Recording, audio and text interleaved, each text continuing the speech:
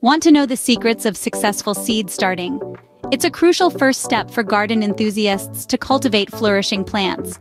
It's where life begins, in the heart of a tiny seed, but it's also where many of us stumble. Overwatering, incorrect temperatures, not enough light. These common mistakes can turn seed starting into a frustrating experience.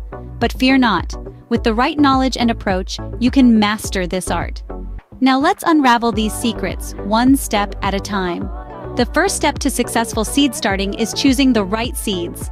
High-quality seeds are crucial as they're more likely to germinate and produce healthy plants. Look for seeds that are plump, uniform in size, and free from any visible damage. Remember, good seeds are the foundation of a thriving garden. Next, we move on to sowing the seeds correctly. Proper depth and spacing are crucial for successful germination. Sowing seeds too shallow or too deeply or overcrowding them can hinder their growth. So, sow your seeds with care and precision. Once your seeds are sown, it's time to create the perfect environment for them to grow. Remember, seeds are like babies. They need warmth and moisture to thrive.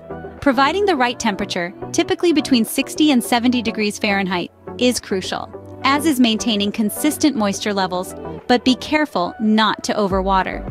If you're starting seeds indoors, consider using grow lights to mimic natural sunlight. With the right conditions, your seeds will be off to a great start. Last but not least, successful seed starting requires patience and care. Regular monitoring and nurturing of your seeds are essential. Understand that germination takes time, and it's this patience that ultimately leads to flourishing growth. With patience and care, you can watch your seeds transform into thriving plants. And there you have it, the secrets to successful seed starting.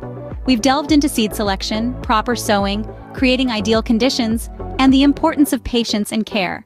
If you found this video helpful, don't forget to like it and subscribe to our channel for more gardening tips and tricks.